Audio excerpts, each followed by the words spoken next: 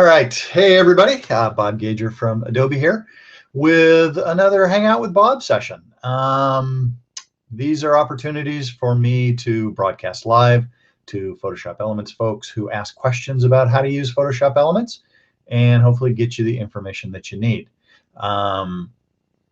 This is a live session, so if you happen to be attending live, you are able to ask questions over in the right-hand side.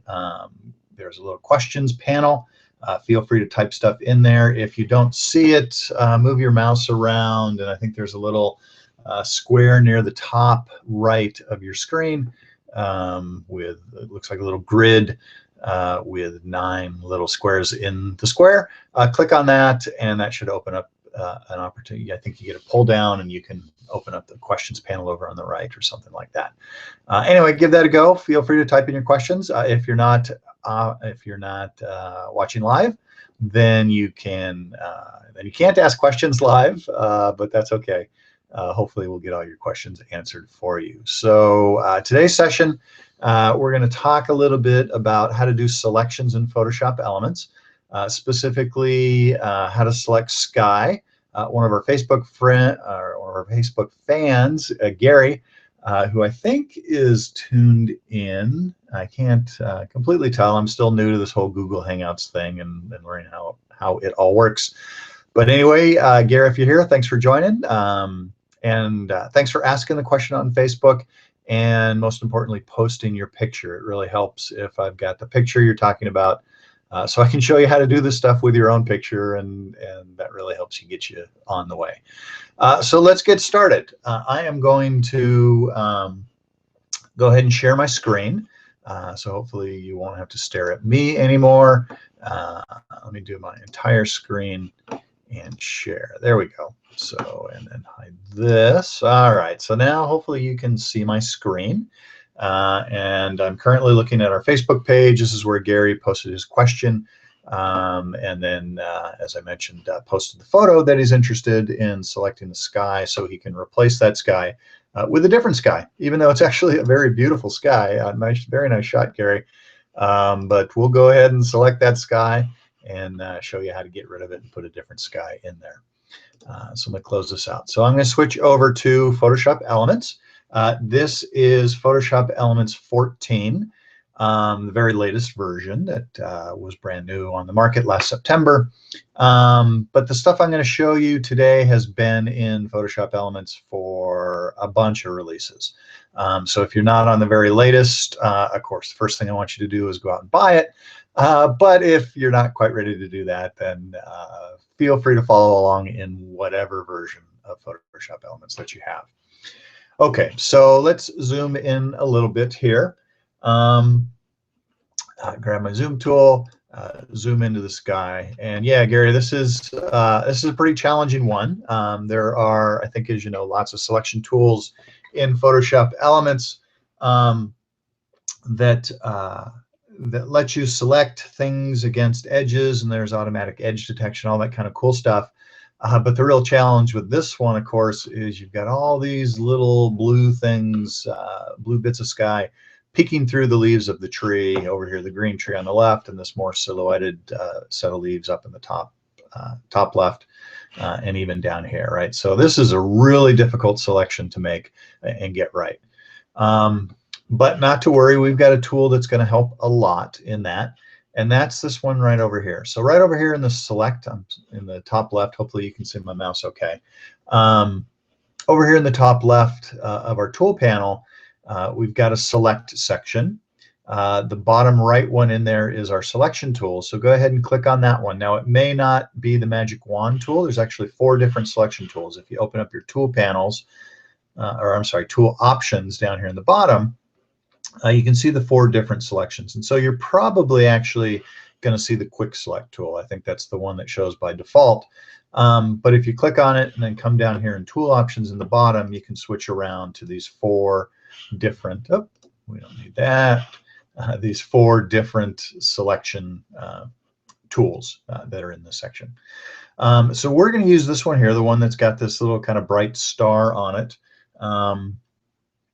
And by the way, Gary, I don't know if you joined early enough, but If you do have a question as I go, feel free to type it in that question pod over in the left. I can see that.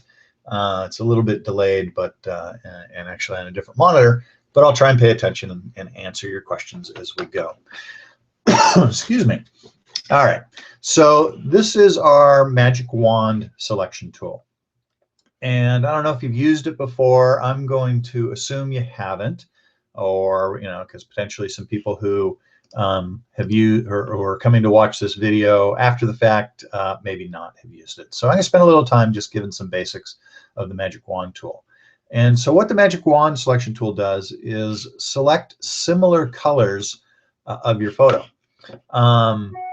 And it's a pretty powerful tool, and we're going to use it to select the sky in your photo. So first thing we need to do is make sure our layer is selected. So over here on the right hand side in this layers panel, click on layer 0 just to make sure it's blue like this. That means it's selected, and that's the layer that we're working on. I'm not going to go into a lot of layer information today. Hopefully you've seen layers. Understand the basics of layers. They're a really powerful capability in Photoshop Elements. If you haven't sort of tackled them yet, do a few Google searches for Photoshop Elements layers explained or something like that. And spend a little time learning about layers, because that's really going to unlock a ton of power inside the product for you. All right, so back to the magic wand tool. So down here on the bottom in our tool options with the magic wand tool selected, I'm just going to sort of go left to right and tell you what all this stuff does. So this first section is sort of how the magic wand tool, and actually all of our selection tools, works as far as making selections. So if I click this very first one, new, every time I do something, it's going to create a new selection for me. Basically erase the old selection I may or may not have had and create a completely new one. The next one in is add. And what that will do is when I'm making my selections, it'll add to the previous selection. So it won't erase any previous selections I had done. It'll just keep adding and adding and adding to it. The next one is subtract. If I'm working to remove part of my selection, I would use the subtract mode. And then the final one is intersect. And what intersect does is if I have a selection pre-made and then I make another selection that intersects the first selection, it'll just select the intersection of the two. I'm going to start off in new because I think that'll help explain how a lot of the other stuff works. And the way the magic wand selection tool works is you just come over here and click on a color. So I'm going to click right here in the sky, and you can see it's made a selection. That's these marching ants. Everywhere it's found blue, and it's picked a range of blue. You can see it's got from these sort of light blues here up into the darker blues. The range, the range that it picks to select is controlled by this tolerance slider. So you can see if I go way down to near 0 and I click kind of in the same place I clicked before, I get a very narrow band of blue colors that get selected. So most of these are pretty much the same blue. If I go all the way to 0, then it's only going to select, let me zoom in a little bit here so you can see, it's only going to select the blues that I clicked on. So that that tolerance slider, let me go up to 4, click again, you can see now it's got a little more. Or if I go up a little more, right? So it's a very narrow tolerance of what is defined as blue, depending upon where I click. If I take the tolerance way up and click again, you can see now it's, I have to zoom out. There we go, zoom out. You can see it's thinking lots of blues are blue. So that's really what that tolerance slider does.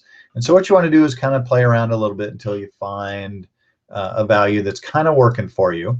For this particular exercise, we want it pretty big because we've got a lot of blues. The downside of having the tolerance too big, let me zoom in on the church steeple here, is you can see we've selected some of the church steeple because it's got a blue tinge to it.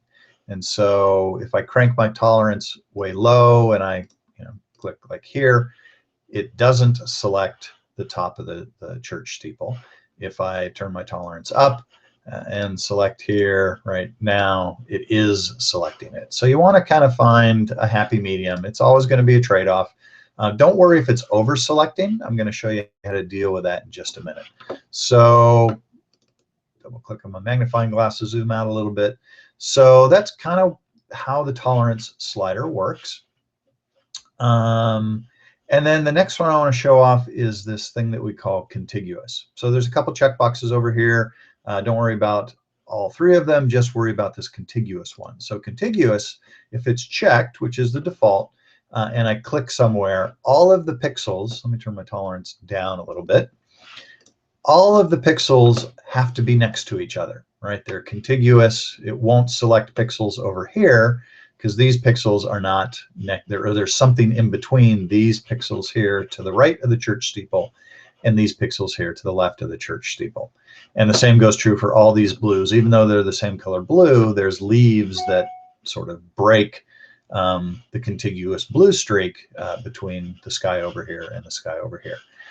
But if we uncheck contiguous and then go click on a blue, it's not going to worry about the blue pixels having to be right next to each other. It's just going to go ahead and select them, and no matter where they are. So you can see it's gone ahead and selected all kinds of blue pixels inside the tree, both sides of the church steeple, all over the place. Everywhere it's found blue, it's going to go ahead and make a selection. Now, it didn't find any blue down here in the bottom of your picture, which is good. And it's mostly up top. So with that, now we want to make one more change, and instead of having the new selection selected, we want to switch to add. And so now every time we click, it's going to take the existing selection, which is a lot of your sky, but not all of it. We didn't get any of the sky up here, and it's going to add to that selection. So if I click one more time up here in the darker blue, it's now got all of that selected. And if I click down here in the brighter blue, it's now got all that selected as well. And sometimes you'll get this kind of funky garbage going on where it didn't, for whatever reason, the blue between those two didn't get selected. Just sort of start to click around, and you can pretty quickly get that stuff cleaned up as well. So with a few clicks, we're selecting a lot of the blue. Let's get that. Let's kind of just look around in our tree to see where we have or haven't gotten stuff. I think we've got a pretty good job at this point. It's a little hard to envision, but with a little bit of practice, you'll start to get the hand of the marching ants. Now, of course, the more we've clicked around and defined blue, our church steeple is starting to get selected as well, where those same blue tones are showing up inside the church steeple. Don't worry about that just yet. We're going to come back and fix that up in just a minute. So what I want to do, as long as I'm still here doing my selections, I want to zoom in a little bit around my tree, because if I get in really close, you can see that there are pixels of blue here that didn't get selected for whatever reason. So back to my magic wand tool and just click on those where I see they're not selected so that they get selected. And you got to kind of decide how dark blue you're going to want to go, but click around a little bit, scroll around a little bit until you're pretty sure that you've got a pretty good selection. Here's some darker blues right here that didn't get it. So I'm just going to go click and expand that selection into those darker blues. There we go. So now we're getting a pretty good selection of blues from a very bright blue all the way into a dark blue. All right, so now what do we do about the church? You can see all these blues here are selected, but so is this blue part of your church steeple all the way into the very edge of the right. Well, now we're going to switch to a different selection tool. Down here in our tool options, this one in the top right, this is our selection brush tool. So go ahead and click on that. And now the way the brush tool works is basically just wherever I brush, it makes a selection. And there's two choices. There's add and subtract. If I have it on add, you can see if I paint over the white area of the steeple, it's adding to the selection. If down here in my tool options, I switch to subtract and I paint there, it's subtracting from the selection. So I'm going to use this selection brush tool to go clean up where kind of some aggressive selection happened for me. Mostly on the church where there's these blue tones in the church. Now, something that's really cool with all of the brushing tools inside Photoshop Elements is wherever you have, let me zoom out just a little bit here. There we go, maybe something Maybe something like that. Okay. Whenever you have a straight line, and you've got some really nice straight lines here on the church steeple, we can do some real rapid selection just by holding our shift key down. So back to my selection brush, I'm going to come over here and hold my brush right up against the edge of the church steeple and click, and it created a little deselection there, again, because I have it in subtract. And now if I hold my shift key down and hold it right against the edge near the top and click, it draws a straight line between those 2 points. So all of this edge in between has been deselected for me just by holding the shift key down, and it's deselected in a straight line.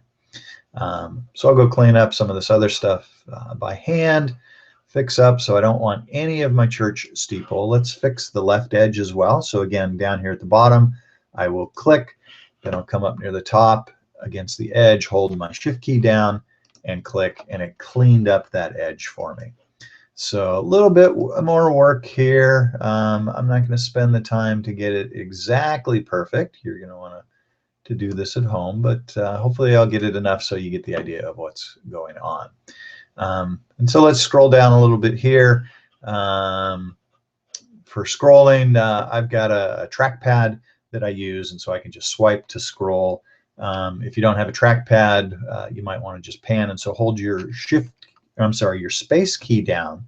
No matter what tool you're in, if you hold your space key down, it'll turn to the hand tool, and you can just drag your image around. And then when you let go of your space key, it goes back to whatever tool you had selected. So keep using the brush to fix the selection, get it right here against the edge of our church steeple. A lot of cleanup to do in the middle here because we had a lot of those blue tones that the magic wand tool automatically selected for us. Fix this up a little bit here. Here we've got another nice straight edge. So again, we can click near the top of the straight edge, hold the shift key down, click at the bottom of the straight edge, and we get a nice straight selection. I'm going to make my brush a little bit bigger. There's this size controller that will help me make it bigger. Whoops, not that big. Or I can use the keyboard shortcut. The left bracket key will make it smaller. Let me put it somewhere, hopefully it's easier to see. The right bracket key makes it bigger. And the bracket keys are the ones to the right of the P key on your keyboard. So again, the left one makes your brush smaller, the right one makes it bigger. A great shortcut to know, because if you're doing any brushing in Photoshop Elements, you're always wanting to change your brush size, and being able to do that very quickly is important. Again, if you don't remember the shortcut, there's this slider right here that will let you change it as well. So, okay, I'm rambling a bit, but amongst my rambling, we're getting our church steeple cleaned up. Let's kind of go clean this stuff up here as well. Make my brush a little smaller to clean up some of the smaller areas. All right, make my brush a little bigger to clean this all up, clean this all up, and hopefully by now you kind of get the idea. So we're just cleaning up our selection where it kind of, the magic wand tool got a little aggressive. And probably almost done at this point. Again, I'm not going to worry about making it perfect because you'll want to play at home on your own image and take care of all the stuff up along the roof. So again, a nice